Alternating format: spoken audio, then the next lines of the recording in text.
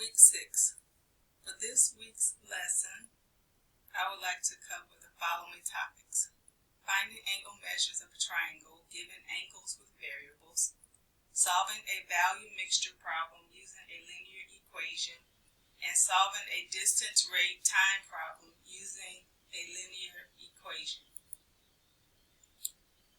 First, finding angle measures of a triangle given angles with variables.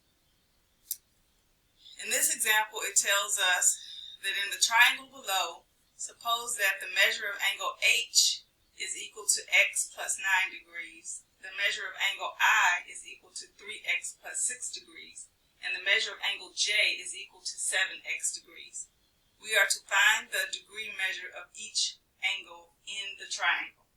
So the first thing that we can do to find the degree of each angle is to use the triangle angle sum property, which tells us that the sum of the angle measures of the triangle are equal to 180 degrees. So since we have three angles in the triangle, we are going to set up our equation so that when we add all three of these angle measures, they equal up to 180 degrees. So we know that angle H is x plus 9 degrees, angle I is 3x plus 6 degrees, and angle J is 7x degrees. So we set that equal to 180. And then we're going to solve for x.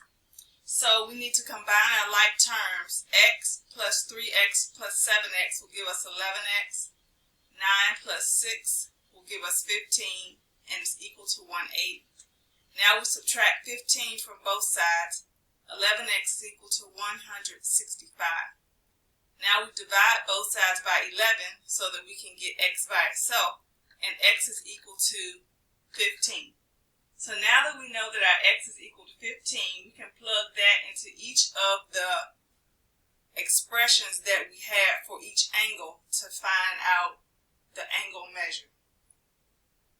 For the measure of angle H, we know that the expression was x plus 9. So plugging in the 15 that we just found, 15 plus 9 equals to 24 degrees, which will be the measure for angle H.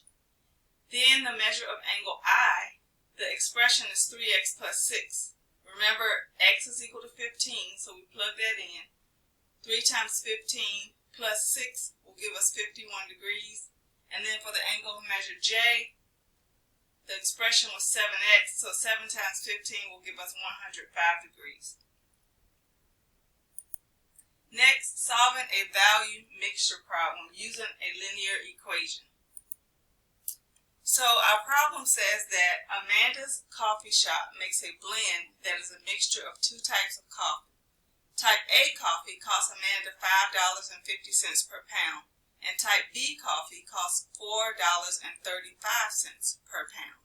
This month's blend used 3 times as many pounds of type B coffee as type A, for a total cost of $519.40. How many pounds of type A coffee were used? So what we're going to do is let X represent the number of pounds of type A coffee. Since we know that this month's blend used 3 times as many pounds of type B coffee as type A coffee, we're going to let 3x equal to or represent the number of pounds of the type B coffee. We can now multiply the cost of each type of coffee times the number of pounds and set it equal to the total cost of the coffee. In doing that, we know that we had $5.50 for our type A coffee, and X represented the type A coffee. So we'll multiply those two. Then we know that $4.35 was for our type B coffee, and it was 3 times as much as type A. So we'll multiply that.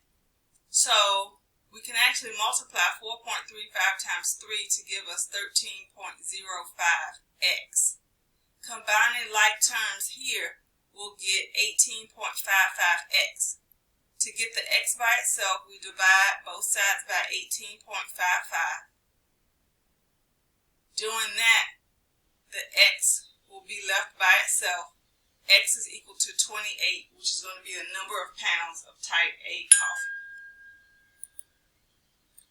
Solving a distance, rate, time problem using a linear equation. Our problem says two trains leave the station at the same time, one heading east and the other west. The eastbound train travels 90 miles per hour. The westbound train travels 70 miles per hour.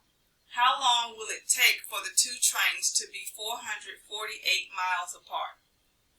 So what I did here was I kind of set it up in a table to help us see what information we are given. We know that the eastbound train was traveling 90 miles per hour, and we know that the westbound was traveling 70. So we know our time is going to be the same. So we will let x represent our time, which is what is our unknown, because it asks us how long. So what we'll do is we will multiply across in our table. So 90 times x gives us 90x, and 70 times x gives us 70x.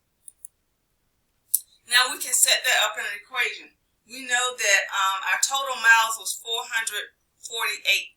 So if we combine our like terms with our 90x plus our 70x, it's going to give us 160x equals to the 448 miles. Then to get x by itself, we'll divide both sides by 160. Leaving us with x is equal to 2.8. Hope this helps.